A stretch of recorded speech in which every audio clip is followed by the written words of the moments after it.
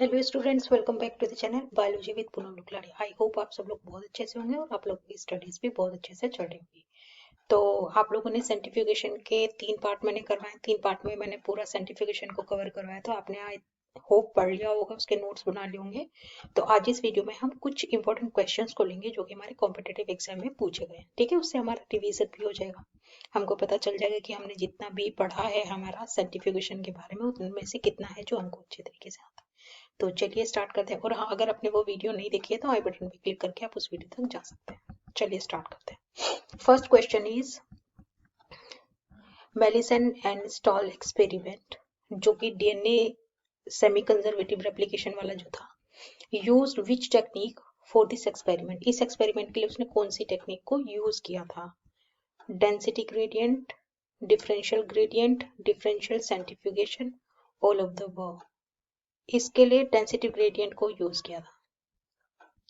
ठीक है, हाँ, डेंसिटी ग्रेडियंट को यूज किया था, अलग अलग डेंसिटी के मीडियम, सराउंडिंग मीडियम दे करके किया था। Next question is what will be the sedimentation rate when the density of the particle is equal to the density of the surrounding medium. Okay, अभी इससे पीछे वाले टर्न में हमने पढ़ा था कि इक्विलिब्रियम डेंसिटी ग्रेडियंट में क्या होता है कि हमारे पार्टिकल की जो डेंसिटी होती है वो सराउंडिंग मीडियम के बराबर हो जाती है ना। बराबर होगी मतलब है कि क्या था, what will be the sedimentation rate when the density of the particle is equal to the density of the surrounding medium. तो सेडिमेंटेशन रेट कैसा होगा? जब ये दोनों इक्वल हो जाएंगे तो सेडिमेंटेशन रेट 0 हो जाएगा। क्यों? क्योंकि वो इस डेंसिटी वाले पोर्शन में ही पार्टिकल जो है वो स्टेबल हो जाएगा, उससे नीचे वो जाएगा ही नहीं। जाएगा नहीं तो सेडिमेंटेशन रेट क्या हो जाएगा? 0 हो जाएगा। तो यहाँ पे हमारा आंसर हो जाएगा D. Next is when a solution of particle with similar density but different size is centrifuged.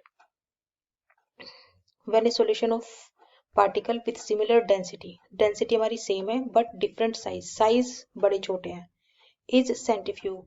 Lighter particle will move more rapidly. कौन? lighter part. Okay. Second is heavier particle will move more rapidly. ये वाला सही होगा क्योंकि heavy particle जो होता है वो मोर रेपिडली नीचे को जाता है। ठीक है, नीचे को जाता है मतलब सेडिमेंट होता है, मतलब है कि वो सेंटर की साइड को जाएगा, है ना। सेंट्रीफ्यूगल फोर्स उसके ऊपर ज्यादा लगेगा, centre then the lighter one. तो इसका बी होगा, heavier particle will move more rapidly away from the centre when the lighter then the lighter one. ठीक है, okay. Next question is which of the following centrifuge is used to separate different cell organelle by varying rotation per minute and partition? Okay. Which of the following particle is used to separate different cell organelle? Cell organelles को हटाना है by varying rotation per minute. Rotation पर तो फिर differential centrifugation होगा, क्योंकि यहाँ पे रोटेशन पर मिनट वाली बात आ गई है ना सेल ऑर्गेनेलिस को हटाने के लिए। ठीक है, तो यहाँ पे हो जाएगा differential centrifugation. Next question is in a centrifugation experiment the rotator speed was set as 42,000 rpm. Okay. The angular velocity of the rotator in radian per second when it reach maximum speed would be. Okay, तो इसके लिए हमारा formula हमने पढ़ा था। सबसे पहले देख लेते हैं गिवन क्या है। हमको आरपीएम गिवन है एंड दैट इज 42,000।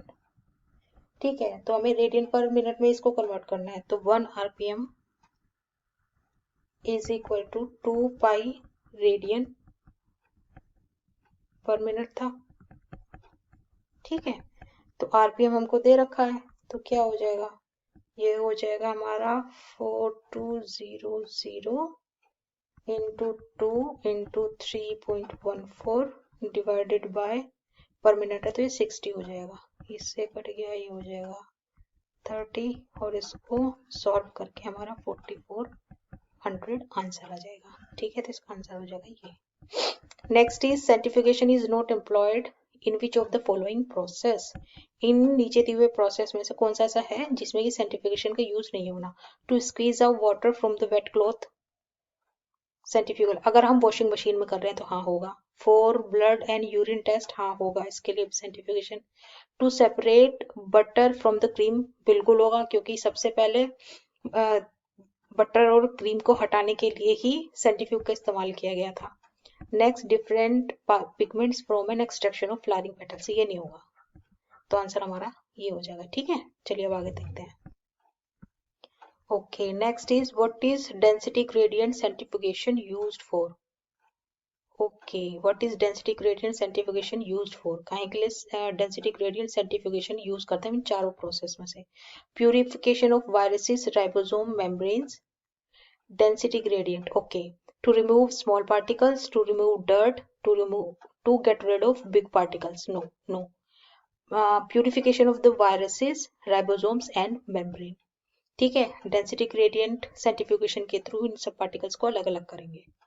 ठीक है, next is the most widely use method for extra cellular vesicles isolated is. Extra cellular vesicles को हटाने के लिए डिफरेंशियल सेंट्रीफ्यूगेशन का इस्तेमाल होगा, रेड जोनल का नहीं होगा। वेसिकल्स के लिए रेड जोनल का नहीं होगा।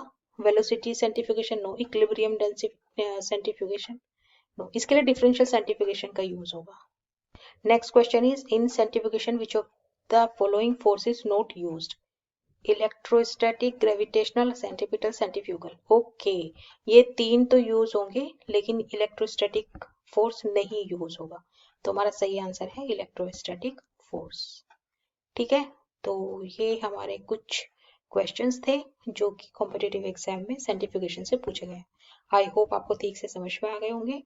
ठीक है, नहीं समझ में आया, कुछ डाउट है तो आप मुझे कमेंट बॉक्स में लिख दीजिए। और आप अगर इस चैनल पर नए हैं तो चैनल को सब्सक्राइब कर दीजिए, बेल आइकन को प्रेस करना नहीं भूलिएगा, जिससे कि जब भी मैं नई वीडियो अपलोड करूं तो उसका नोटिफिकेशन आपको मिल जाए और आप उससे नोट्स बना के और क्वेश्चंस, क्विज वगैरह करके बेनिफिट पा सके। ठीक है, तो thank you for watching, take care, God bless you.